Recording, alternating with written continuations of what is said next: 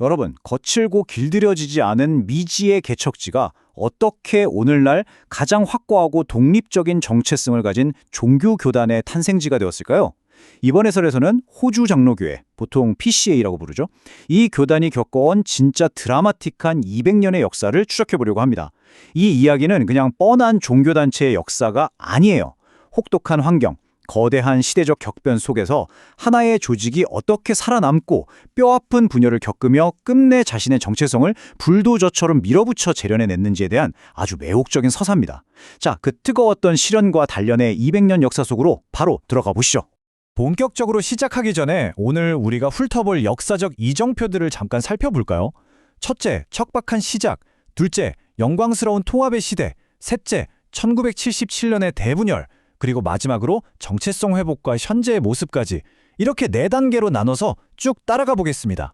타임머신을 타고 18세기 말에 호주로 한번 가본다고 상상해보세요. 당시 호주의 아웃백은 그야말로 생존 자체를 장담할 수 없는 아주 가혹하고 거친 세상이었습니다. 그런데 영국 함대와 함께 이 미지의 땅에 첫 발을 내디딘 스코틀랜드 출신의 군인들과 이민자들은 짐 속에 무기나 식량만큼이나 진짜 중요한 걸 하나 챙겨왔어요. 바로 엄격하고 단단한 장로교 신앙이었습니다. 그들은 이 황무지 같은 땅에서 성경의 절대적인 권위라는 절대 흔들리지 않는 닷을 확 내리면서 새로운 세계와 마주하게 됩니다. 자, 그럼 첫 번째 챕터, 호주 장로교회의 시작, 척박한 땅에 뿌리내린 신앙부터 살펴보겠습니다. 여기 연표를 보시면 초창기에 얼마나 빠르고 험난하게 일들이 진행됐는지 알 수 있습니다. 1788년에 스코틀랜드인들이 처음 도착했고요. 1803년 시드니 인근에서 역사적인 첫 공식 예배가 드려집니다. 하지만 진짜 교단으로서의 기틀이 빡 하고 잡힌 건 1823년 존 던모어랭 목사가 호주 땅을 밟으면서부터였죠. 물론 그 과정이 결코 순탄치는 않았습니다.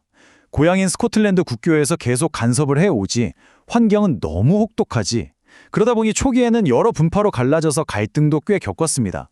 하지만 이 초기 목회자들 정말 타협이란 걸 몰랐어요. 그 척박한 황무지 한가운데서 성경의 권위, 하나님의 주권, 이걸 외치면서 아주 굳건한 기초를 다져나갔습니다. 이어서 두 번째 시기, 통합과 국가적 교단 형성, 연합의 황금기와 사회적 확장으로 넘어가 볼까요?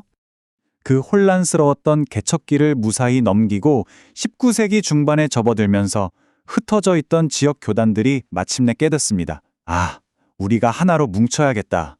그래서 1901년 호주 연방이 탄생하는 바로 그 국가적 타이밍에 발맞춰 호주 장로교회라는 전국 단위의 거대한 총회로 통합을 이뤄냅니다. 웨스트민스터 신앙 고백을 채택하면서 신학적 기준도 아주 엄격하게 세웠고요. 그런데 여기서 진짜 주목해야 할 건 이들의 사회적 영향력입니다. 이 사람들은 교회 안에만 갇혀있지 않았어요. 수많은 학교를 세워서 교육에 엄청난 투자를 했고 특히 내륙 오지 사람들을 돕기 위해 선교부를 만들었는데 여러분, 호주의 그 유명한 항공 의료 서비스 플라잉 닥터 아시죠? 그게 바로 이 오지 선교부에서 시작된 겁니다. 정말 놀랍지 않나요? 신앙적 열정이 거대한 사회적 공헌으로 빵 터진 그야말로 눈부신 순간이었습니다. 하지만 빛이 강하면 그림자도 짙은 법이죠. 분위기가 확 바뀝니다. 세 번째 챕터, 1977년 대분열의 시기, 정체성을 뒤흔든 실존적 위기입니다. 20세기 중반이 되면서 전 세계적으로 엄청난 신학적, 사상적 변화의 물결이 휘몰아칩니다. 이 거센 파도 속에서 호주 장로교회 내부도 두 개의 팽팽한 이념으로 쫙 갈라져 충돌하게 됩니다. 한쪽에서는 시대가 변했으니 감리교, 회중교회랑 다 합쳐서 하나의 초거대 연합교회를 만들자라고 주장하는 에큐메니컬 및 자유주의 진영이 있었고요. 반대쪽에는 타교단이랑 합치려고 우리 전통교회를 양보할 순 없다. 성경적 개혁신앙을 무조건 사수해야 한다라고 버티는 청교도적 남은 자들이 있었습니다. 이건 단순한 조직 통폐합 문제가 아니었어요. 교회의 영혼, 그 근본적인 신념을 어디에 둘 것인가를 놓고 벌인 진짜 피튀기는 이념 전쟁이었습니다.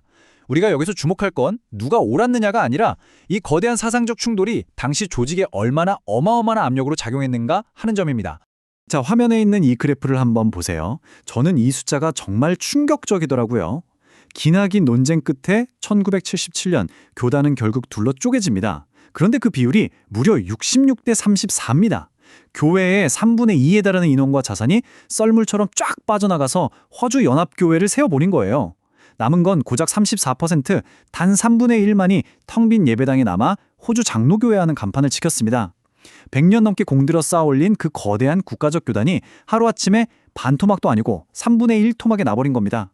그야말로 조직의 뼈를 깎아내는 엄청나게 파괴적인 분열이었죠. 자, 드디어 마지막 네 번째 챕터. 정체성 회복과 현재, 시련을 넘어선 새로운 도약입니다. 과연 남은 자들은 어떻게 되었을까요? 거대한 분열 직후 남겨진 그 3분의 1은 정말 깊은 절망에 빠질 수도 있었습니다. 주변에서는 다들 끝났다고 했을지도 몰라요. 하지만 여러분, 역사의 용광로는 때론 남은 불순물들을 싹 다 태워버리고 본질만을 더 단단하게 만들어주잖아요? 1977년의 그 뼈아픈 분열은 역설적이게도 호주 장로교회가 자신들의 신학적 정체성을 그 어느 때보다 날카롭고 선명하게 벼려내는 결정적 계기가 됩니다. 자유주의적인 요소들이 싹 빠져나가면서 남은 사람들은 성경의 절대권이라는 초심으로 아주 똘똘 뭉쳐서 강력하게 재무장했어요. 그 결과 현재 이들은 호주에서 가장 보수적이고 복음적인 교단으로 확고히 자리 잡았습니다.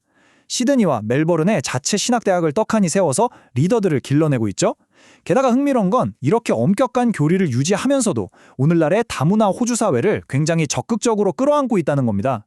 한인 디아스포라 교회를 포함해서 다양한 민족들이 이 교단 안에서 청교도적 예배의 유산을 아주 생생하게 이어가고 있습니다. 오늘 우리는 200년에 걸친 호주 장로교회의 뜨거운 시련과 단련의 역사를 함께 쭉 살펴봤습니다. 생존을 건 개척시대부터 벅차오르던 통합의 시대, 그리고 뼈를 깎는 대분열을 거쳐 오히려 정체성이 더 선명해진 오늘날에 이르기까지 말이죠. 여기서 우리가 마주하게 되는 이 묵직한 질문은 비단 종교단체에만 해당되는 게 아닐 겁니다. 여러분이 다니는 직장, 속해 있는 모임, 심지어 국가에도 똑같이 던질 수 있는 질문이죠. 거센 변화의 압력 앞에서 타협하여 덩치를 키울 것인가?